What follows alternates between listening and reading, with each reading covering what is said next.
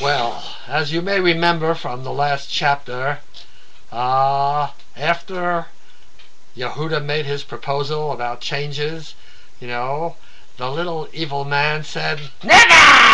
Never will I give in to your demands. You will work, and you will eat what I give you, and you will sleep where I tell you, and you will listen to me, or you will be sorry.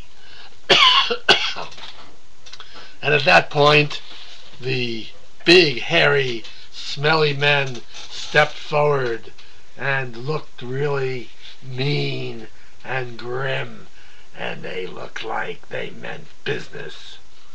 Well, Yehudah didn't quite know what to do, as smart as he was. But Dov looked down at the machine that they were working on, and he noticed that there was a part that could be used as a weapon, a metal piece that was somewhat shaped like the jawbone of an ass. And I don't mean your tuchus, I mean the jawbone of a donkey ass, the kind of thing that Samson took when he fought the Philistines, if I have that right, and I'm sure you'll correct me if I don't. And he held it up, and he called to all the other men and women in the room and said, "Take this piece of the machine and hold it in your hand, and we will have weapons, and we will beat these big, hairy, smelly men, and this little, evil little man, and the cat animal, or whatever it is, and we will liberate ourselves."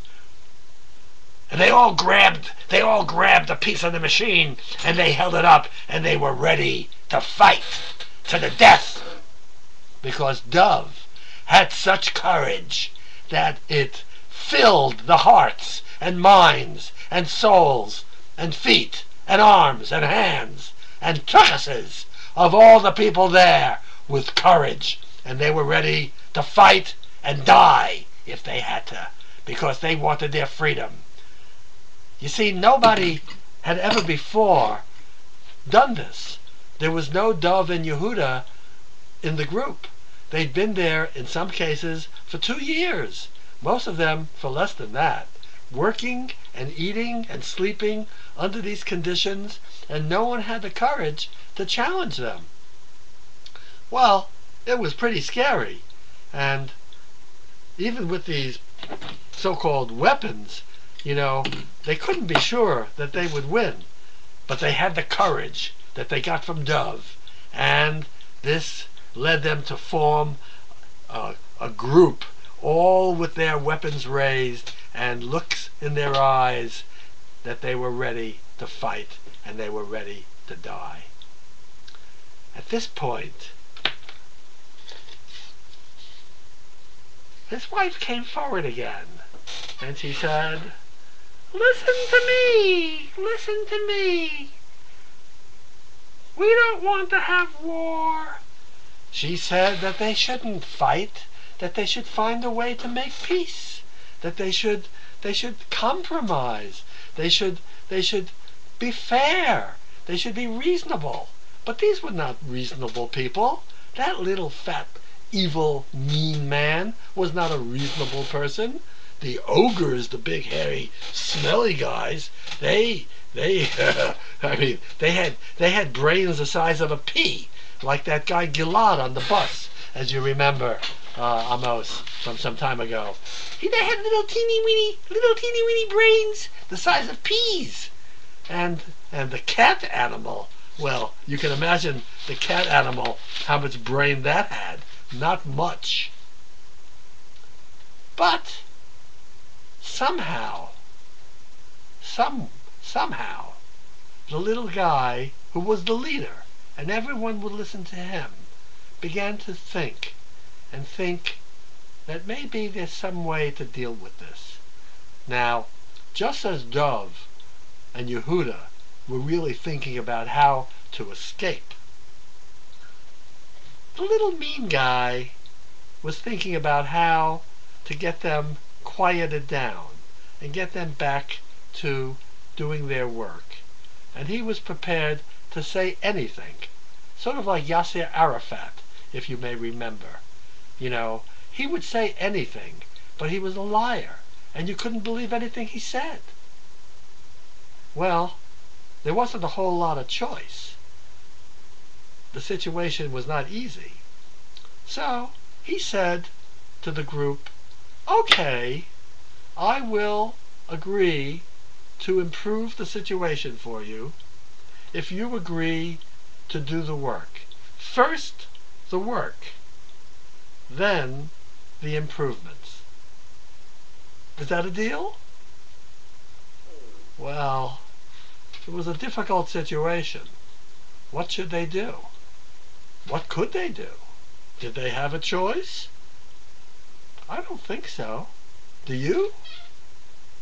Maybe you can send me an email, or call me up, or send me a YouTube video, or anything that you like, to give me an idea of what else the group could do, what else these young men, Dov and Yehudah, could do, but say, okay, we'll go back to the machines, we'll put these pieces back into the machine, maybe they'll need a little repair, but you'll show us how to do that, and we'll fix the machines, and we'll go back to work, and we'll produce twice as many hats today as we have in the past. But when we go down to eat, we expect to see some improvement in our food. And when we go to sleep tonight, we expect some improvement in our sleeping arrangements. We expect to see traps for the rats and the mice. We want the roaches and the beetles and the bugs. We want this place, we want to have decent conditions. Now they said all this, but they were thinking, how can they escape? How can they get out? How can they find a way out? Well, Yehudah and Dov were working right next to each other, and they were able to talk to each other when no one was listening, and they were starting to hatch a plan. Yehudah said, "Hey Dov, how are we going to get out of here?" And Dov said, "Well, do you have any ideas? I really don't." And Yehudah said, "Well, I think maybe we can grab hold of the little old lady and hold her as a captive unless they let us out." And Dov said, "Well, I don't know. That guy is so mean. I think he won't care about his little old wife. And he'll just, do whatever he would do if we didn't have her." And Yehudah said, "I think you're right. Maybe we can grab him. Maybe we can grab the little guy and hold him as captive and tell him if he doesn't let us go, we'll kill him." And Dov said, "That's not a bad idea. Why didn't anyone ever think of that before?" And Yehudah said, "Well, I think the problem is that everyone who was shanghaied here got so scared that they were afraid to do anything. They just thought that they would end up dead, and people often will just follow orders if they think that they're going to be killed." Well, Dov said, "That's not my problem. I don't want to get killed, but I don't want to stay here. I'm going to think about this, and then we'll see what we will do." And they went back to work. And they worked, and that morning they made twice as many hats as they had on any other morning, and then they went down to lunch. The big door with the big hairy smelly men standing by it opened up, and they were unchained from their machines, and they marched downstairs to their lunch to see what would they have for lunch. Well, when they got down there,